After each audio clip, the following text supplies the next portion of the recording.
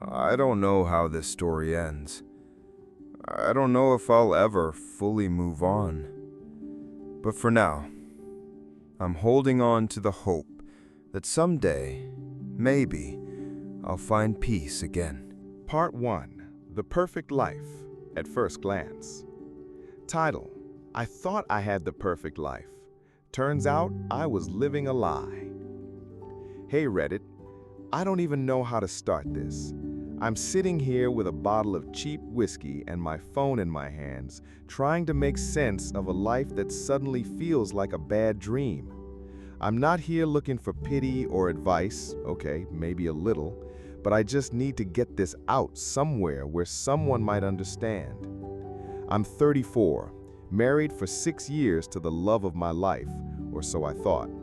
We have a beautiful 5-year-old boy, Noah, who's everything to me. The kind of kid who laughs like his whole body is happy, who gives the best hugs, who says, "Daddy, I love you," 1,000,000 times a day. To everyone around us, we looked like the perfect little family. My wife, Emily, is stunning. Not just looks, but her soul. She's the kind of person you'd trust your life with. We had plans, vacations, house in the suburbs, a dog named Charlie, maybe another kid someday. We built this life together. At least I believed we did. But beneath the surface, cracks were forming.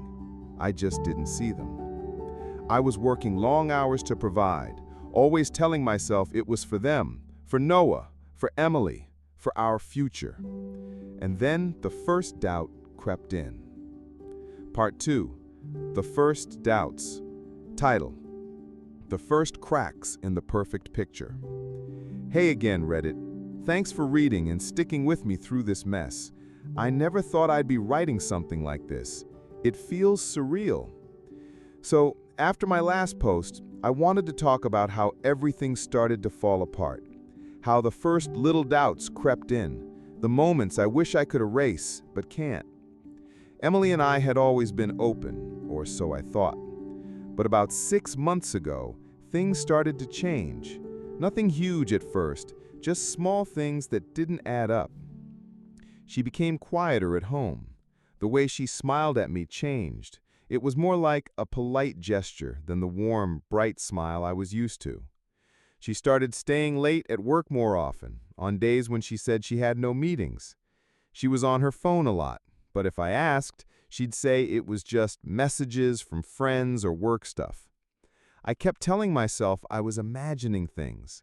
Maybe I was just stressed from work, tired, overthinking.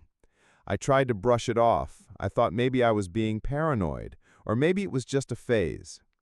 Then one night, everything hit me. I was home early. Emily said she'd be out late with coworkers. I wasn't planning on bothering her, just a quiet evening. But then I saw her phone light up with a message from a contact I didn't recognize. The message preview popped up on the screen, just one sentence, but it made my stomach drop. "Can't wait to see you again." I froze. My hands trembled. I didn't know what to do. I wanted to ask her, confront her, but I also wanted to run away from the truth. I tried to ignore it for days, hoping it was nothing, but the feeling lingered, gnawing at me. Eventually, I couldn't take it anymore. I sat her down, told her I needed to talk.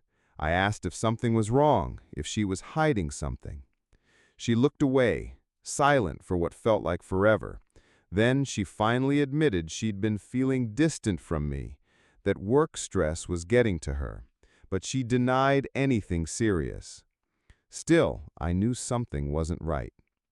I started paying closer attention. I found little things like a lipstick stain on a shirt, a strange scent I didn't recognize, messages deleted too quickly to see. I was falling into a pit of suspicion and pain. Then came the moment that shattered everything. Part 3. The DNA Test. Title: I couldn't ignore the doubt anymore. I got a DNA test. Hey Reddit, this is probably the hardest part for me to admit. When you love someone as much as I loved Emily, The idea that she could betray you in the worst way imaginable feels like a punch in the gut every time you think about it. After weeks of sleepless nights, suspicious glances, and more questions than answers, I decided I needed to know the truth. I couldn't live in limbo anymore. I needed proof, one way or another. I remember the day like it was yesterday. I went to a clinic and got a private paternity test ordered. It was anonymous, discreet. No one had to know until I had results. I wanted to believe everything was fine, but deep down, I knew. The waiting was torture. Emily noticed my mood shift, but I just told her I was stressed about work. She was still distant, but we kept pretending. Then, a few days later, I got the call. The nurse on the other end said, "We have the results." My heart froze. She went on, "You are not the biological father of the child." I wanted to scream, to throw the phone across the room, to wake up and find out it was all a nightmare. But it wasn't. I sat there in silence for what felt like hours. Everything I thought I knew, every moment I'd spent playing with Noah, every bedtime story, every tear shed, it all suddenly felt tainted with doubt. I kept thinking, how could this happen? How could she keep this from me? That night, I confronted Emily. She broke down crying and confessed. She said it was a mistake from before we got married, that she never meant to hurt me. She begged for forgiveness, said she still loved me. But the trust was gone. I didn't know how to process it. I loved Noah like my own, but the man who had raised him, who had been there since day one, was suddenly a stranger. I had to decide what to do next. Stay and pretend, or leave and try to heal. Part 4. The Betrayal and the Choice. Title: The moment I had to choose between staying or walking away. Hey Reddit, I'm writing this with a heavy heart, and honestly, I'm still trying to figure out if I did the right thing. After I found out I wasn't Noah's biological father, everything in my world broke apart. Emily was apologizing nonstop, begging me to stay, to give her and us a chance. She said it was a mistake she regretted deeply. She said she loved me and that Noah was still our son, emotionally, if not biologically. But how do you rebuild something when the foundation cracks like that? I kept replaying everything in my mind. All those nights she said she was late at work, all the little lies I caught, the feeling of being replaced in my own family. It was like a knife twisting in my chest every time I looked at Noah, wondering if he could sense my doubt, my pain. I asked myself, could I forgive her? Could I pretend everything was fine? Could I keep pretending to be a dad to a kid who wasn't mine? I couldn't, at least not without losing a part of myself. So, after days of soul-searching and endless talks, I made the hardest decision of my life. I told Emily I was leaving, not because I didn't love Noah. I did, with all my heart, but because I couldn't stay in a marriage built on lies. Because I needed to find myself again, without the shadows of betrayal hanging over me. Walking out the door was brutal. I still remember Noah running after me, calling, "Daddy, don't go!" His little face full of confusion and tears. I wanted to scoop him up and promise everything would be okay, but I couldn't lie to him either. I left with a broken heart and 1,000 questions. Would Noah ever understand? Would he still call me Dad? Would Emily and I ever find peace as partners, or at least as co-parents? I don't have the answers yet. But for now, I'm holding on to the hope that someday, maybe I will find peace again. Part 5. The Breakup That Won't Let Go. Title: Leaving didn't mean forgetting. The hardest part is what comes after. Hey Reddit, I thought leaving would be the end, the moment I could finally breathe, start fresh, and put all the pain behind me. But I was wrong.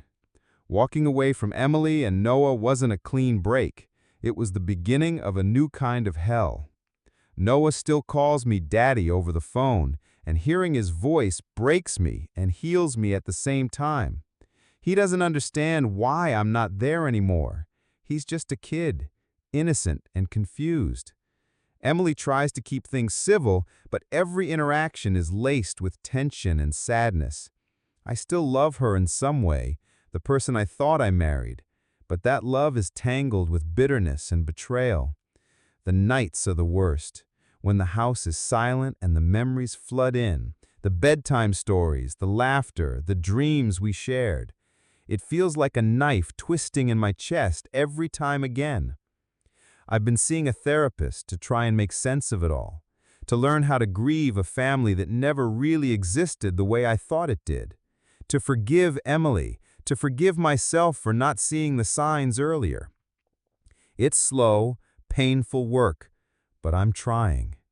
The hardest part is the what-ifs. What if I'd noticed the signs earlier? What if I'd confronted her sooner? What if Noah knew the truth when he's older? I don't know how this story ends.